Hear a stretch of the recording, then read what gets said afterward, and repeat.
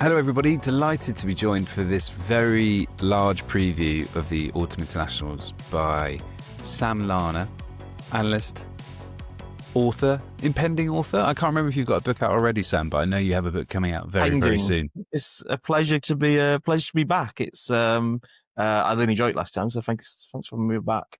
Listen, Sam, I think you have the honour of being the first return guest, which I'm delighted about. I think there will be many more times where I call upon you to pop on to help me co-host this. But yeah, delighted to have you on. And listen, it's going to be. I realised that I called them the Autumn Internationals, but really, if I'm doing a good job, it's the Quilter Nations Series, isn't it? So these are the things that we strive to get right on this platform, on this channel. And we so often fail to do. So I look forward to you calling me out on it anytime I accidentally say autumn tests or anything similar to that. Don't worry, I'm always about 2 years behind what the latest name is. So it's helpful having the ball in the background there because that just reminds me it's Prem. So if we do talk about that today, then that'll be that's helpful. But Quilter, that'll be about 2028, I would imagine, by the time I've got that. And by then, I'm sure it will have changed its name. I mean, listen, if you've got any updates on the Rubber Direct Pro 12 that you can tell me, I would love to know how it's going. I'm massively intrigued. I need to know more. So this is our Friday episode. So if you haven't seen the Wednesday episode, which came out a couple of days ago, that featured Charles Richardson of The Telegraph, where we had a bit of a chat at Penny Hill after Steve Borthwick named his team to face Australia about some of the selection decisions and some of the more interesting things that Borthwick said about his kind of long-term vision for the side. And then you also will have heard from Christy Doran, who is the Australian rugby journalist who writes for The Raw, giving us a bit of a Wallabies perspective. So please check out that episode. Sam, in this episode, we'll touch briefly on England just to kick off, but I want to dig into the other Six Nations sides just to sort of see where they are heading into this autumn, go through their fixtures and discuss a few key talking points. So listen, let's start with England. So a reminder of their fixtures, they have Australia, Fiji, New Zealand and Argentina. I think the key 2 points which Charles and I discussed coming out of Tuesday were the fact that Steve Borthwick had a great line about his side, which really stuck. And I don't want to pull back the curtain too much on how these press conferences with Steve Borthwick work, but there will be a moment, maybe 15 or 20 minutes in, where he will kind of veer slightly off on a tangent, but it's deliberate. It's because he wants to get a point across about his side, which is absolutely fine. But the interesting point he made on Tuesday was that he basically said, look, this England team is not a huge team. Like right now, it's not full of kind of massive physical specimens. And I don't know whether this is just related to George Martin being unavailable, because obviously that helps. He basically said, we're not a massive team. We're not a huge team, but we're fast. We're fast and aggressive. We can run really hard. And I think he actually may have said, he either said made to run, but in my head, because the Springsteen film is out at the moment, maybe I converted that into born to run. And I now can't remember which one Borthwick said, but the concept was this. This England team is built to be quick. It's built to play at pace. I hope supporters are excited by that, and I hope we see a bit of that throughout the autumn, because that certainly makes a change from the, how do I put this, slightly more turgid England sides that we've seen in the past. Yeah, it's interesting, isn't it? Because I think one of the things that highlights to me, and also this selection highlights, is that Steve Borthwick is a pragmatist. And we always or often associate that in rugby with being dull. It's his approach to the last World Cup was certainly pragmatic and arguably dull. Whereas in this situation, he has a team where they can play a far more aggressive, exciting game. You don't necessarily want those guys to just chase kicks and do big defensive stands, because as you say, and as Steve mentioned, that's not really the role that they're best suited for. So I think he hasn't changed his approach in terms of he's going to do with the team the best that squad and that team can do. And if that means playing a kick-heavy defence-first game, or if that means try do what they did against Wales, but for the next 4 games, then I think that he'll just pick and choose which one, which I think is massively to his credit, because I don't think there's that many international coaches or really coaches of any description who can change that quickly, within just a year from one approach to a completely different approach, just based on who's available and who's in form. So I do think that's massively to his credit. I think that's a really good point. And what's been fascinating is that during 2023 in the run up to the World Cup, he was very defensive about England's play style and how they played. And now we're kind of at the end of 2025. It's very much, he looks back on that 2023 campaign. He's like, look, I literally had no time to get ready. All I thought was, let's just stick to what we might be good at in a short space of time, i.e. kick the leather off the ball, maul everything, try and dominate set piece. And England came a point away from making a World Cup final. So it kind of works. Yeah.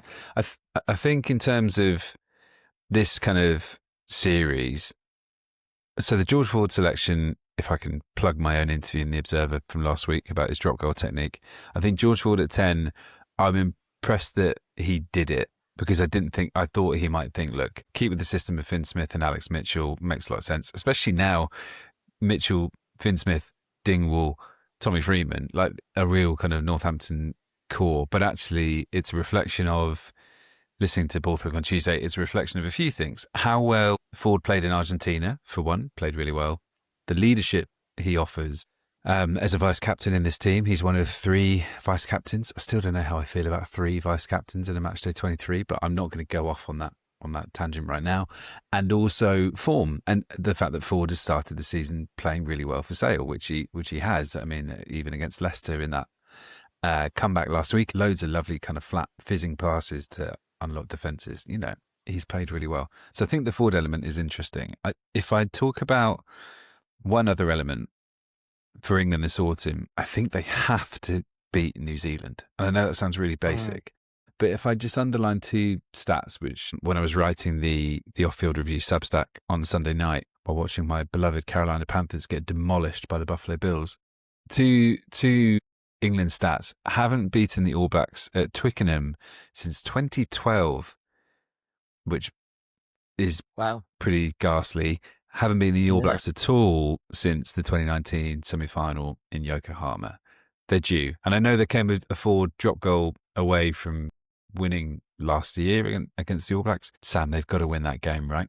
That's got to be the target. Yeah, absolutely. I think when you look at who they've got, obviously Australia first up, Fiji, which, it depends how they approach that game. It could be a banana skin, but you kind of already be penciling that into the win column. And then New Zealand, Argentina, obviously, again, Argentina difficult, but you expect that one to go in the win column. I think that given that you really need to go flat out at Australia and New Zealand, actually, this lineup a year ago, you think it looks a little bit underpowered, and that New Zealand is the big game, obviously with Australia rising and Argentina to an extent rising as well. I think it is harder than it might have looked a year ago. But yeah, absolutely. There's a little bit of danger. I kind of look back at the Warren Gatland Wales era as every year there was promise of a scalp against a big team, aside from, was it one win against South Africa and maybe a couple against Australia? There wasn't really any major Southern Hemisphere successes. So I think you kind of need to get that in early and start making New Zealand not so scary, because I think they probably don't look as scary in recent years as they have done, but they can always find a way of winning. And with England not playing South Africa, I think that New Zealand game takes on even bigger significance. Yeah, I think you're absolutely right. I think 3 out of 4 wins will be the minimum. There's obviously an element of revenge against Australia. Something else that Borthwick mentioned is that England had been bad in the final quarter of games. It's cost them last year against Australia. Kind of cost them against New Zealand as well. I think 3 out of 4 is the minimum. I think there's an element of revenge against Australia. The reason I mentioned the Q4 lapses is because they've kind of almost backloaded their team with the strength off the bench this week, with 6 Lions ready to come on, and the starting front row, or the usual starting front row with Karen Dickey, Genge and Will Stewart. Yeah, the Fiji game, I will be interested to see whether they experiment there or whether they think, let's bring all the players who are on the bench for the Australia game back into the starting 15, treat the Fiji game as essentially a dry run for the All Blacks game, and then Argentina in that final game. I would just wonder if Argentina by that final game will be pretty cooked after a very long year and a lot of travel, and whether that might just be a game too far. Listen, that's England. I appreciate we've spoken a lot about England this week, so I don't want to dwell on them too much longer. Let's chat about Ireland. Ireland, New Zealand in Chicago. It kicks off about 8 p.m. on Saturday night here in the UK. I feel like it's almost slipping under the radar a little bit, and I don't quite know why that is. How do you feel about the reunion 9 years on between Ireland and the All Blacks? Yeah, I mean, that was such an unbelievable game, wasn't it? Back then, I think it'd be quite interesting. I should have done this, Lily, but I'd be interested to see if there's any holdovers from that game who was still in and around the squad. You keep talking, and I will have a quick look. Perfect. So yeah, I think that it does fall a bit under the radar. I think. Well, I mean, we're both big NFL fans, and there's an element of the international game when there was one of them. They were huge and so significant to British NFL fans, but as they become more common, or as similar things become more common, they lose their appeal a little bit. I can imagine there's a few Irish fans wishing it was in Dublin. I can imagine a Saturday night match, maybe same kickoff time, but a Saturday night match in Dublin would be just absolutely unbelievable and a fantastic atmosphere. But it is a concerning start for Ireland and for New Zealand as well, really. I mean, Scotland will be looking at this game thinking, if New Zealand are caught a bit cold, then they have to travel back to the UK, then they've got to face Scotland. I mean, that's going to be a big game, and we'll talk about them later. But yeah, I think it has gone under the radar. I think maybe some of that novelty is worn off a little bit. And perhaps there's just a little bit of a concern. Obviously, Munster doing well, but with Leinster kind of the beating heart of the Irish team underperforming significantly, there might be just that slight wariness about how Ireland will do in this championship, and whether they can actually double up on wins. I mean, it's possible they emerge 1 win, 3 losses. It's also possible they take all 4 games. It's hard to know exactly where they are at the moment. Yeah, for sure. To answer your query, there are a few active kind of Ireland players left. So Robbie Henshaw and Ty Furlong, and just going down 23, Finlay Bealham, Josh van der Fleer, and Gary Ringrose. We're all in that match day 23 9 years ago, which is surprising, isn't it? Actually, how many are still there? I think what interests me with Ireland going into this All Blacks game in particular is they're pretty beat up in the back. So there's going to be no Matt Hansen. Pretty sure there's no Hugo Keenan, and you've got Bundy and Robbie Henshaw both carrying knocks, I believe, going into this. So you might get a bit of a mixed match team with Jamie Osborne and Tommy O'Brien, maybe a recall for Stuart McCloskey at 12. Like, it might not be the kind of premium Irish backline that we're used to. I think in terms of the autumn for them as a whole, there needs to be a bit of a clear focus fly half between who are they going to back. Are they going to give Jack Crowley or Sam Prendergast 4 games? And personally, I think this isn't a unique take based on how they've both started the season and the outcome of that recent Leinster-Munster game. This feels like Crowley's time. Like, I feel like he is due and deserves a run of at least 4 tests just to kind of bed into that shirt, just to boost his confidence more than anything. Like, I think because Prendergast is even younger, we forget that Crowley's still a very young man as well. I would like to see Crowley get 4 tests, 4 games to kind of prove whether he can do this. And if we get to the end of the 4 tests and it's been a disaster, then and if it's encouraging, fantastic. I think that feels really important for Ireland. Yeah, I think it's interesting because it's fairly hard to ever put something like this fully to bed, I would say, because if you give Jack Crowley all 4 matches, but he's operating with a below par backline, I think if he's successful, I think that does more to dampen or to quieten down the playing Gasly Crowley chat. However, if he is underwhelming, or if Ireland aren't successful, then you'll have the to simplify it, the Leinster side saying, "Oh well, yeah, this is what we always knew," but then you'll have the Munster side saying, "Oh well, that was because he didn't have the support around him." So I agree with you. I think it's so hard in positions in rugby where there is just one, there's just one player in that position, and with neither of these, probably do you want them to spend much time anywhere else on the pitch? It's so hard to know how to deal with that, because it's tempting. Obviously, Prendergast is the incumbent. It's tempting to say we'll give you the start, but we'll bring Crawley on earlier, or Cloudy on earlier. But I think that you have to make a bit of a statement and say, look, let's just, from the start, let's give Crowley the game time and see how he does. But I don't think by the end of these four, that discussion will have been settled. And I'm also, I would struggle so much to work out how to deal with two players like this, where you can only start one, at most the other one's going to get 20 minutes, and then in such a kind of febrile environment, I guess, or certainly media environment, where it's these two are so often seen as 75-90% of the reason why Ireland win or lose. So I think if Farrell can do in some way can quieten that down and remove some of those expectations, I think that will help. I don't know if that's possible though. Yeah, it's a very fair point. I think he would love a clicker answer, wouldn't he? As would most coaches about their test IRs, but it's not always that easy. Just a couple of details about the Chicago game which intrigued me is that you could get Caelan Doris back, but he hasn't played since the Champions Cup final in May, which always makes me a little bit nervous. And the same with Jack Conan. He could be involved.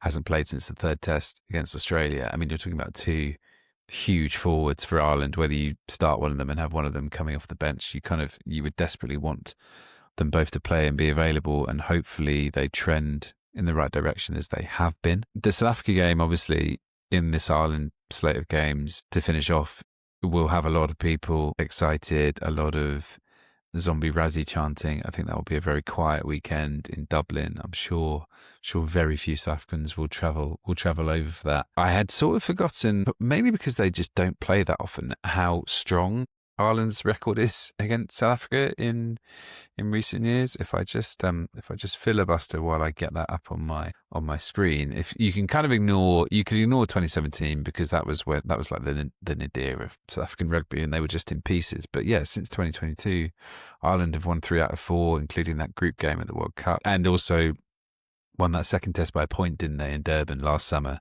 So I think South Africa are due a win in Dublin is what I'm getting at. They're due a big performance there. They haven't actually won in Dublin since 2012. I mean, what are we doing? They're due. It's time for a South African win in Dublin, and I think we've focused a lot on France, South Africa building into the autumn, and more on that later. But actually, Ireland, South Africa is incredibly spicy and exciting. Yeah, it's always interesting when it's that late in the series, because it could be that Ireland are getting stronger. Either their younger players or the players who have less experience are kind of building towards that, or you get some of these injured guys back and you get a full tilt at maybe Australia and South Africa, or maybe just one of the two. And equally with South Africa, you know they've got such a tough autumn. You never really know which way they're going to go, whether they're going to start strong and then tail off, or whether they're going to get stronger as kind of some of those relationships building. Obviously, it's been such a long season for those guys. They've had the Rugby Championship. A lot of them have then been playing in the URC, and then you've got straight into this Ultimate Nations or Quilter. So I think it's hard at the moment to say what that kind of matchup will be, because obviously it is going to be dynamic. But you feel like this is, among all of them, this is the one that South Africa will be targeting the most. I also think when, obviously with World Cups, there's a kind of a once in a 4-year moment to say that you're the strongest team. But it feels like between World Cups, the big thing is ticking off those milestones. You know, can you beat New Zealand in New Zealand? Can you beat Ireland in Ireland? Can you go a whole autumn undefeated? So I think this is going to be a big part of what South Africa just want to do to kind of give themselves that unassailable, kind of unbeatable, we are the absolute best team in the world, and here's our record book to show that. Yeah, absolutely. I think you're right. Andy Farrell is back in charge of Ireland for his, I think Chicago will be his first game in 11 months. So that will be nice. I think, yeah, very, very intriguing. If we jump to Scotland, you touched on that All Blacks game, and I mean, Scotland fans, you don't need to hear this again. I appreciate that, but I mean, the prospect for Scotland of getting a win over the All Blacks, of finally, at long last, getting a win over New Zealand, and like Sam mentioned, the prospect of the All Blacks having to come from Chicago to then get ready to face Scotland, potentially after an incredibly bruising game against Ireland, either physically or mentally or both. It all kind of, the whole of this autumn for Scotland focuses on that, and they've flirted with it in the last couple of years. They've come close. I think it was 2017. They were 5 points short. I think I was at the 2022 game where they gave them a hell of a go as well. This is the one, isn't it, Sam? This is the big one for Scotland. It is. My brother, who's actually not, he quite likes his rugby, but he got offered a trip to this game, and he was asking, is this going to be an interesting game, or will it just be a kind of a complete kind of beat up? And so I was looking at some stats for him, and exactly as you say, the last 3 games, New Zealand haven't won by more than 10 points. And as you say, there's been some very close matches in there. Maybe if I can throw this back at you, do you think it's more likely that Scotland beat New Zealand, or that New Zealand beat them by, say, 30 points in this game?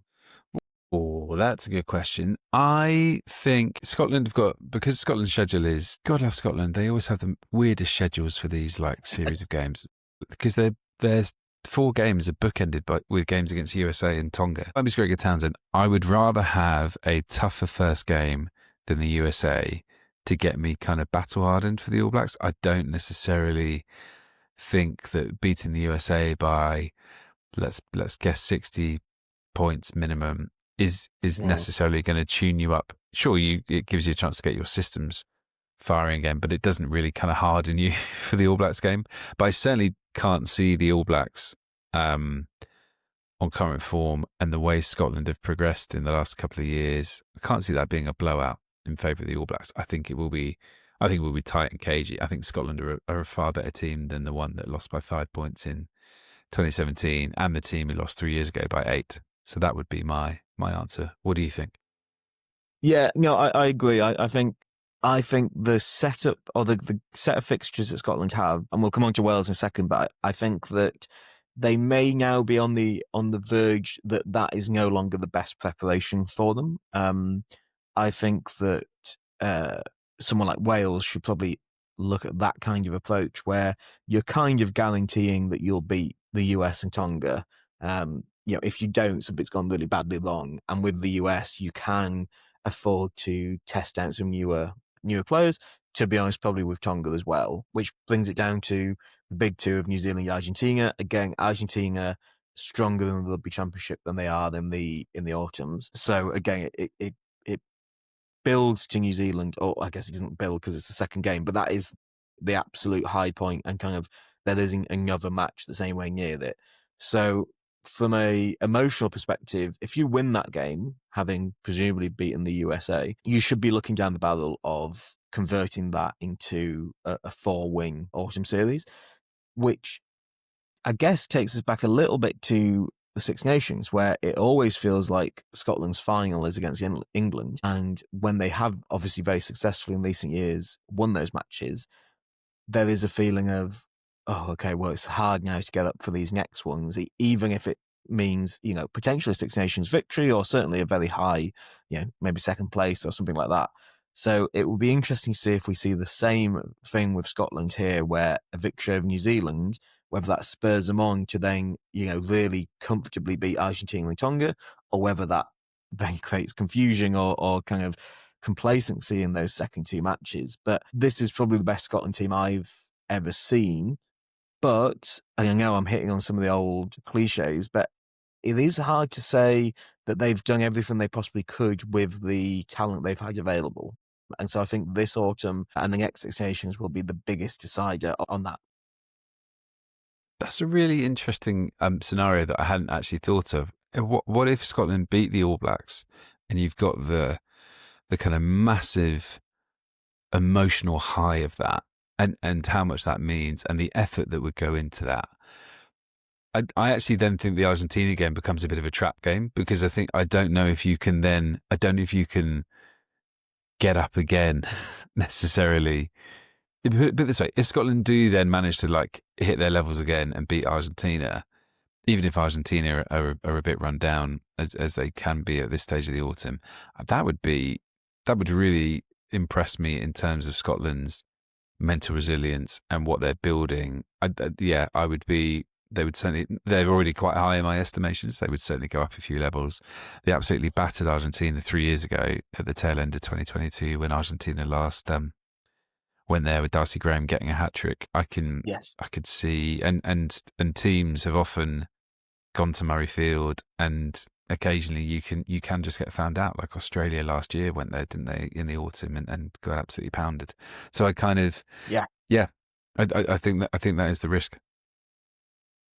Yeah, and the atmosphere is absolutely unbelievable. I mean, it's such a wonderful kind of, they've created something beautiful there, really, at Murrayfield in these autumn games when it gets dark early. And, it's a bit of a shame that New Zealand game's not a later kickoff. They've gone for 3:10. I think that at maybe 5:30 it's just almost perfect rugby for me.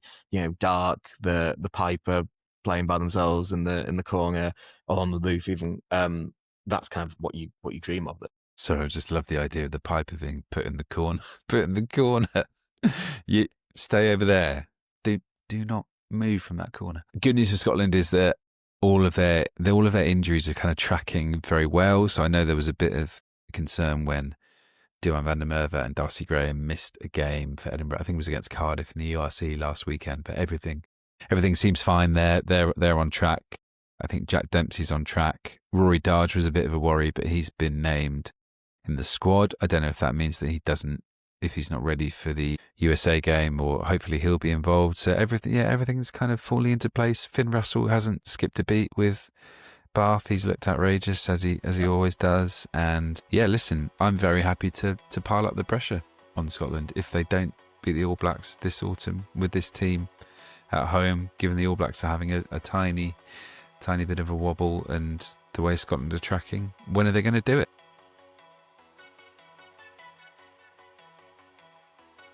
Let's jump to Wales, and I know a subject near and dear to your heart. How do you feel? Let's park all the off-field chaos. Yeah. I'm going to save that for an episode later in the autumn with a couple of the Welsh journalists. But I think in terms of what have you made of Steve Tandy's squad and just the initial impressions about what the former Scotland defence coach will hopefully bring to this Wales side who can only go upwards? Yes. So I think it's the best squad he could have put together.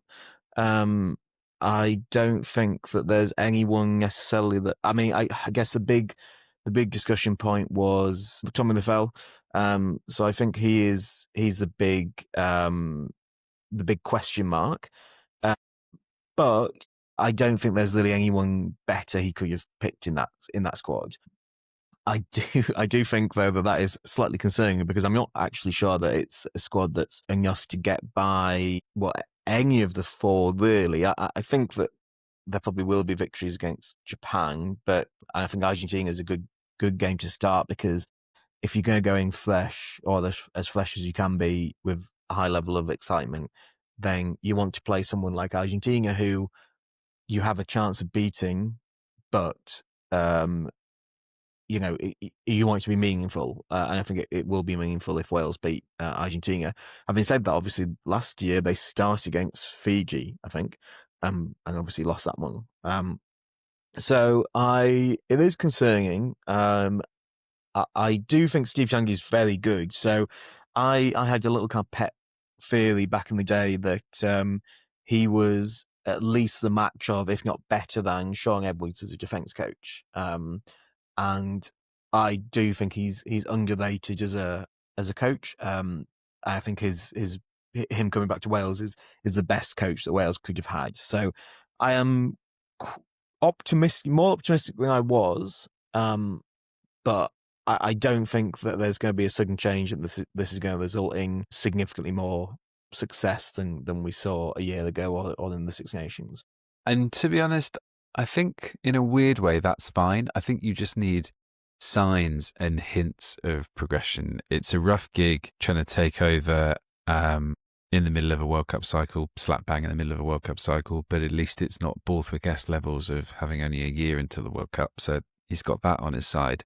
I think, was that my theme for the week? Settle on fly half, build around them. So Dan Edwards was the 10 for the win over Japan, wasn't he, in the summer? If Dan Edwards is your choice, fantastic. You've got other options in there with Callum Sheedy and one more who I'm blanking on. Jared Evans is in there as Jared well. Evans as well. That's the final one. Pick a 10, not Ben Thomas. Ben Thomas's best position is not at fly half. He's certainly better as an inside centre. I think build around that. I think having Jack Morgan back will be great. I think having Dav Jenkins involved will be great because I don't think he featured in the summer against Japan either. I like there's lots of pieces with Wales where I think we like the look of, but we just need a bit of consistency. So your centre partnership is a great example. Do you want to go with someone like Max Llewellyn? What role does Nick Tompkins have? You're going to have Thomas Williams back at scrum half. That's brilliant. I think Ollie Cracknell, obviously you'd rather have Talipa Faletau involved if you can, but actually what Cracknell gives Leicester in the Premiership and previously at London Irish, where I saw him a lot when I was covering their games, brilliant, tight ball carrier who will make post-contact meters and a brilliant jackler. And I think he will, I don't know if he'll make the kind of starting team, but I think Ollie Cracknell, as uncapped call-ups go, given what he's done for Leicester over the last few years, pretty good bit of adding to your resources. Listen, you just want signs of progress.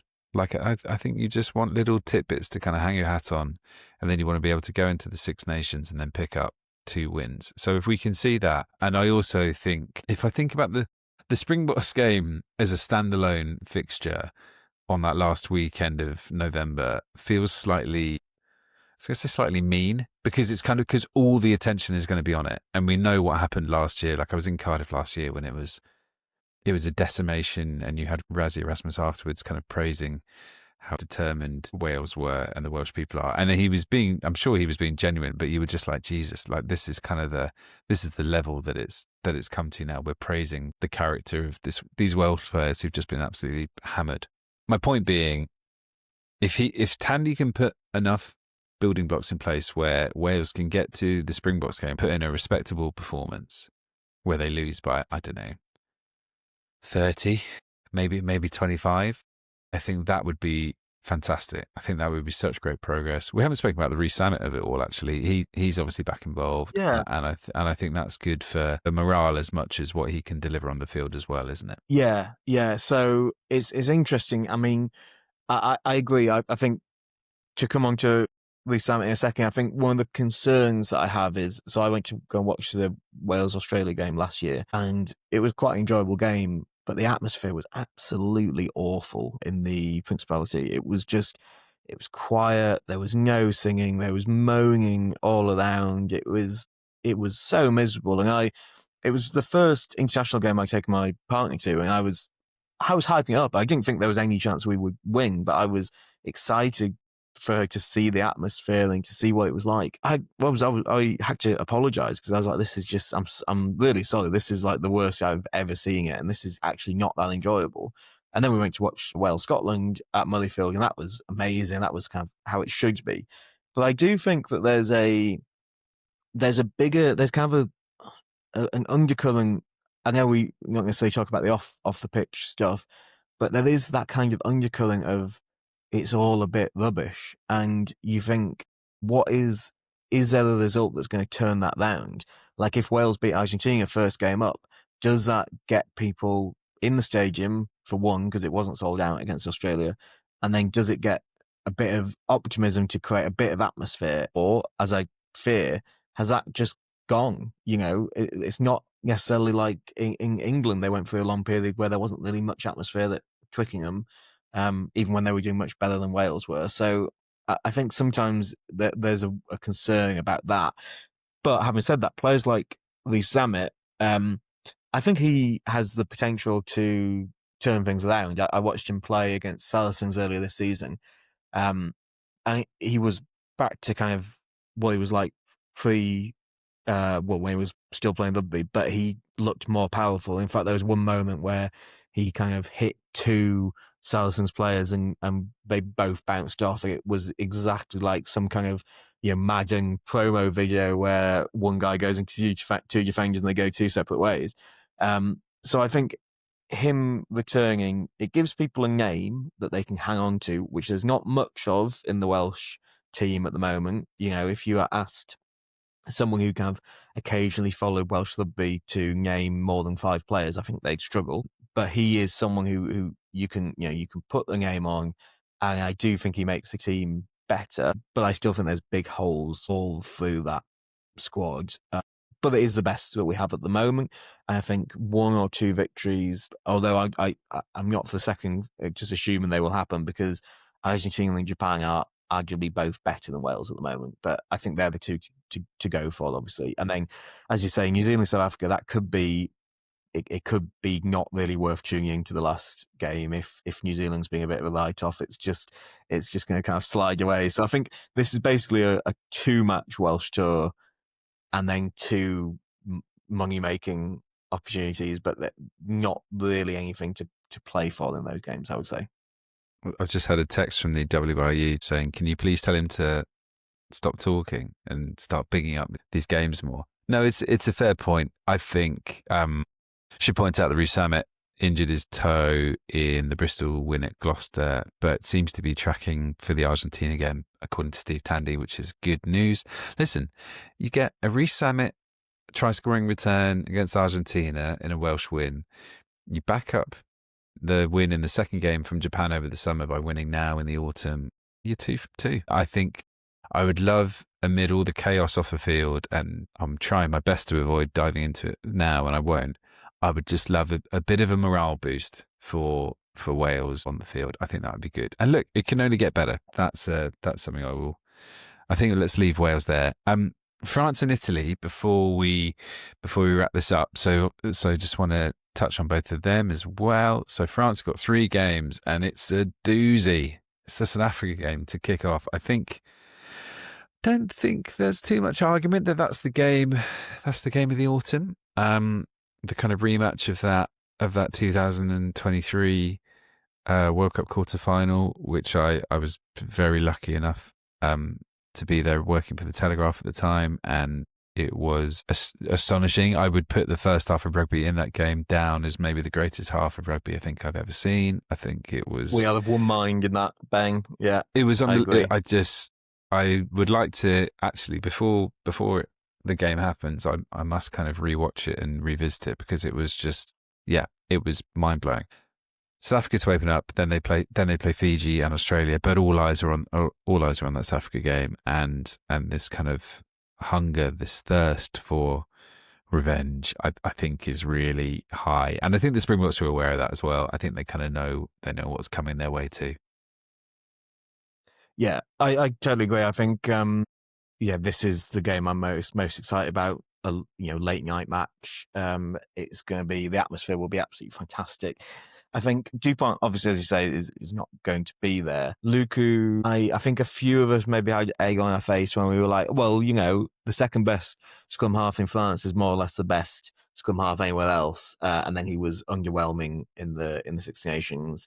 But I think that he is a quality player, and when he gets the opportunity now to know from the start this is going to be his team to drive around, most likely, I think that he will have a really good opportunity. So yeah, I think France will go all in for that first game. They should have more than enough to beat Fiji.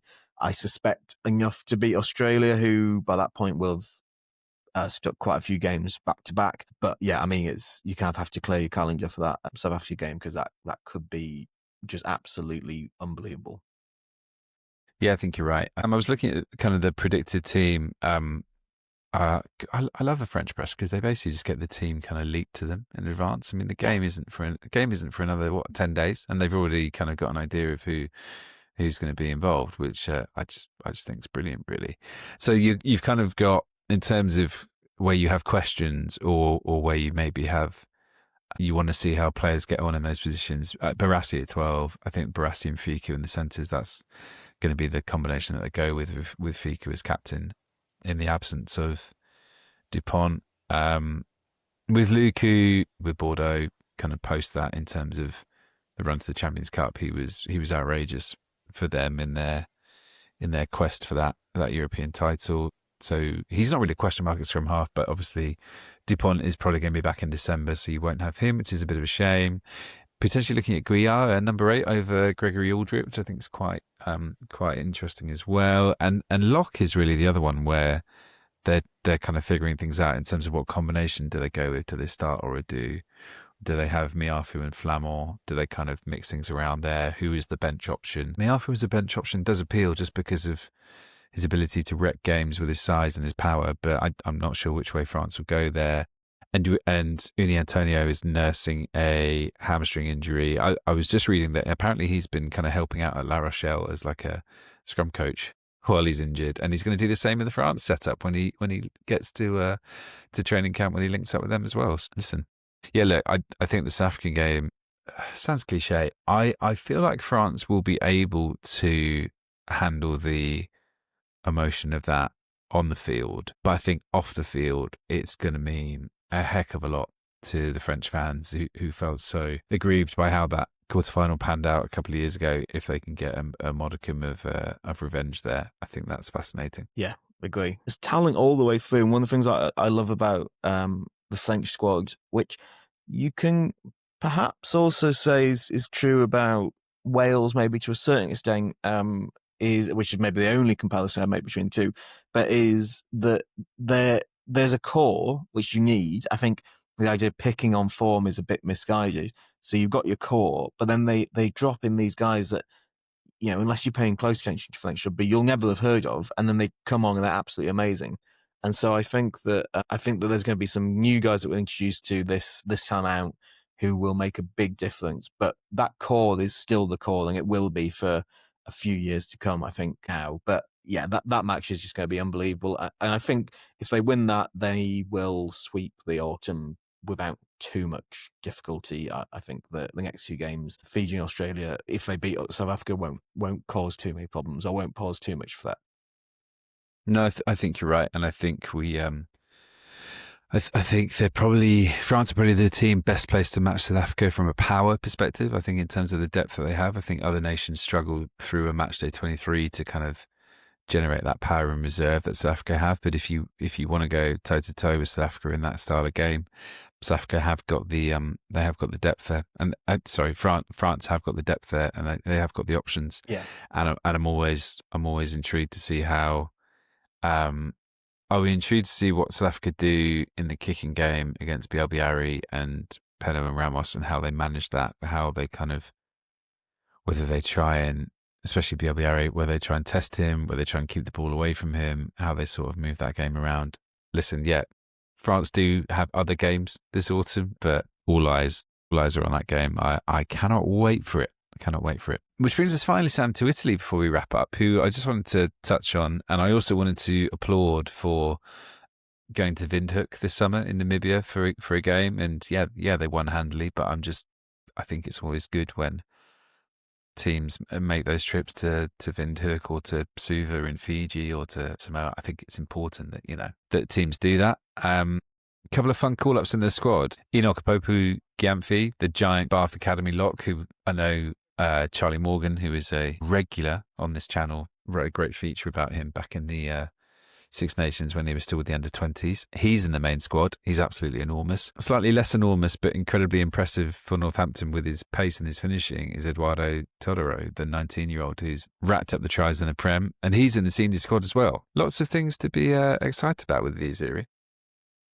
Yeah, absolutely. I think it's quite funny. I was looking at the makeup of their squad a little while back, and you would imagine that it would be dominated by Benetton and Zebra.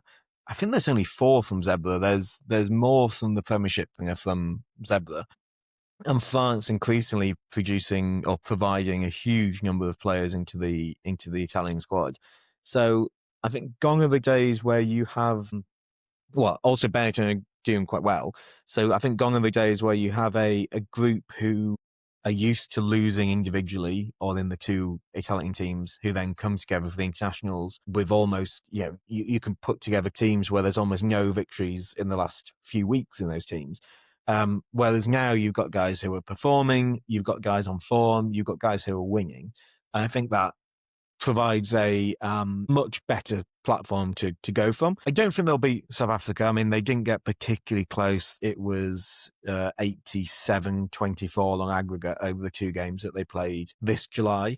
I'm not exactly sure why they would play them all over the gang. I imagine there's kind of money to be made from that. But Australia, I think, is going to be the big one, because Chile, you would expect that would be a similar to Namibia, where it's a kind of 70-point victory. South Africa, I don't think they'll beat. Australia then is the big game. Win that one and they'll win the series 2-1.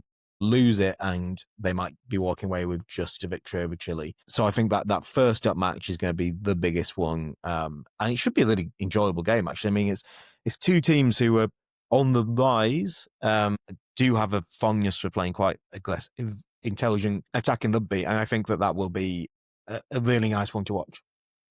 Yeah, I think we forget how well Italy played sort of at the back end of the Six Nations. Obviously, they beat Wales, but I was in Rome for that Ireland game, and they really made Ireland sweat for that final day win. I think a soft target for the South Africa game for Italy would be to try and keep the box under 40. If I look at the kind of matchups that they've had in the Erasmus era, being in charge of the Springboks, it's been 49-3, 61-23, 42-24, 45-0. If you could keep the Springboks under 40, I think that would be good and positive, and hopefully, we'll see some of the kind of attacking intricacies that we've really enjoyed from Menoncello and Brex kind of enhanced against this Springbok team. I like that it's in Turin at the Juventus Stadium. I think that's quite spicy. The Australia game 3 years ago, the last time Italy played Australia, was kind of like the nadir of the Dave Rennie era, wasn't it? Had that 1-point win in Florence, and which was a real landmark result for Italy at the time, real kind of landmark result in the opposite way for Australia at the time. I think Italy hopefully would have targeted that as a potential winnable game, just to see if they can cause an upset there. They also round off their autumn playing Chile in Genoa, which I'm also always a big fan of. I feel like games that intrigue me the most this autumn, which won't get a lot of attention, that would be on the list. Spain against Fiji in Malaga, that would also be on the list as well. We've spoke about the kind of Six Nations teams, but just one thing on Australia. I mean, they will play England, Italy, Ireland, France. I mean, we've been infused about their revival, but there is a possibility they come away with 4 losses from this, which might put a dampener on it. But I think there's so many fascinating storylines in this autumn, and I don't think there's a dud game among them, really. I mean, I think there'll be some that won't be particularly competitive, but I think they should still be enjoyable. And what a tagline that is for the Quilter Nations Series to round off this bumper preview. Listen, Sam, thank you for coming on. I appreciate your time and your insight. And remind me again the title of your book and when it's out. Yes, so it's Attacking the Space, and it is out on the 29th of January 2026. You can get it, you can pre-order it, and please do. If you think you're going to buy it, then please do pre-order. You can do that on Amazon or on Waterstones as well, if you want to support, slightly more local booksellers. But if you want to hear more of that, but perhaps more focused, more of what the last hour was, but more focused from me, then that will suffice.